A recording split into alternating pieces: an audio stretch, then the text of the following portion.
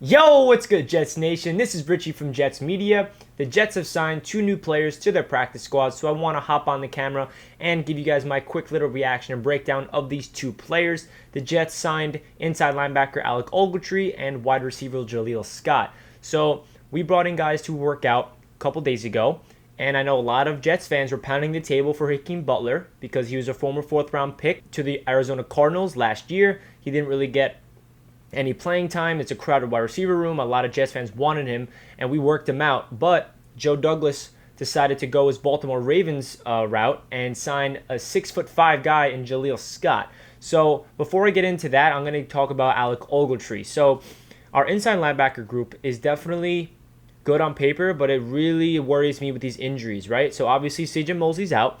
Avery Williamson is coming back from an ACL tear, and unfortunately, he did not practice today due to a hamstring injury. So he's already battling injuries. He did not play at all last year, so his body's not really in football shape yet. So to bring in a guy like Alec Ogeltree, who's a proven veteran, who's actually drafted to the Rams when Greg Williams was there, Alec Ogeltree played his best football under Greg Williams, so he's familiar with the system, which is huge. So I feel like Alec Ogeltree was a perfect guy to come in here to provide depth at that position, and I expect him to play on this Jets team and get raised from their practice squad, especially if there's injuries, especially if Avery Williamson is battling a hamstring issue and can't suit up. I'm definitely expecting Alec Ogeltree to get brought up and play for the green and white and be our starting inside linebacker if there's a lot of injuries. I mean, we saw last year, inside linebacker was probably one of our banged up positions.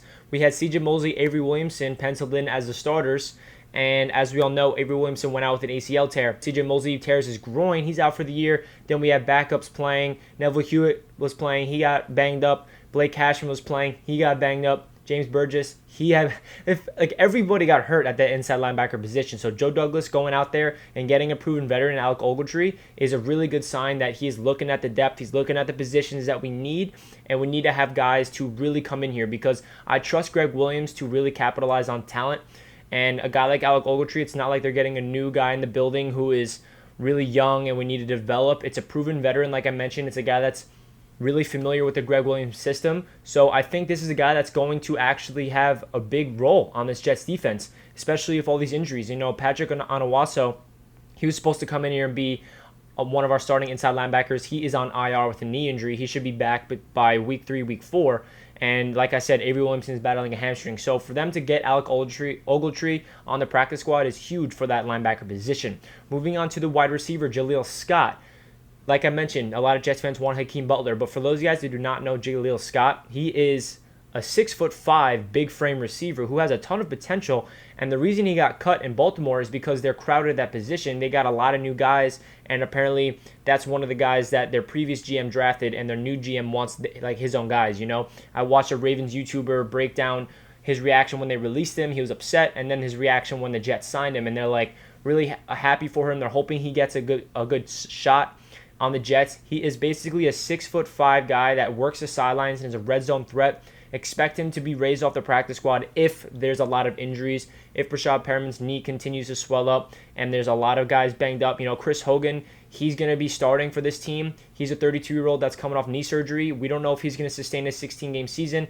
So I really think Jaleel Scott's going to be on that practice squad developing, and I think he has a chance to come in here and make some plays for Sam Darnold, the red zone. He's a red zone threat. He's a guy that can go up there and get those contested catches. He doesn't really have the breakaway speed you want. He doesn't have every single route tree you can do, and he does have a problem of making the really easy catches. He's one of those guys that can go up there and make some spectacular catches, but then it comes along with a couple drops, and that's why he has some issues in Baltimore.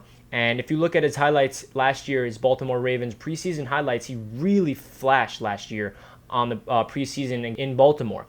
And he never really had a chance to do anything last year. He was on the practice squad all throughout the Ravens season last year, and he got brought up the last game and showed what he was worth.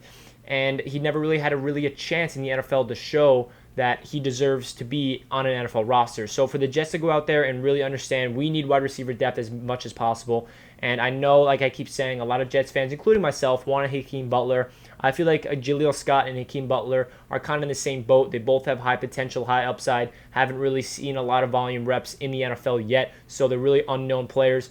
I do expect Jaleel Scott to stay in this practice squad and develop. I do expect him to be risen up from the practice squad and play with the starters if there's injuries. But hopefully there's no injuries. Hopefully Denzel Mims playing all the games. Brashad Perriman's healthy. Jameson Crowder's healthy. That's the best case scenario. Hopefully Vincent Smith can come back off IR. And Jeff Smith as well. He's battling a shoulder injury. When they come back, this wide receiving group has a lot of speed. And I feel like Jaleel Scott is kind of like another Lawrence Cager, where he's a 6'5" red zone threat. So you see Joe Douglas want to come in and get size. I feel like that's what the Jets receivers have missed a lot in my lifetime.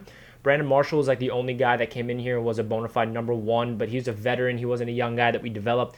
And we haven't really had a really tall guy that can go up there and get the ball at the high point. Denzel Mims is going to be that guy for the future, so I'm excited for that. But we never really had a 6'5" guy. So we have Lawrence Cager and Jaleel Scott on the practice squad, who are big frame receivers that are going to be developing. Leave a comment down below. Are you guys happy with these two signings? Are you disappointed we did not get Hakeem Butler? I really don't think it's a big issue. I think Hakeem Butler is going to be good on the team, but Jaleel Scott has a lot of potential and he has a lot of untapped.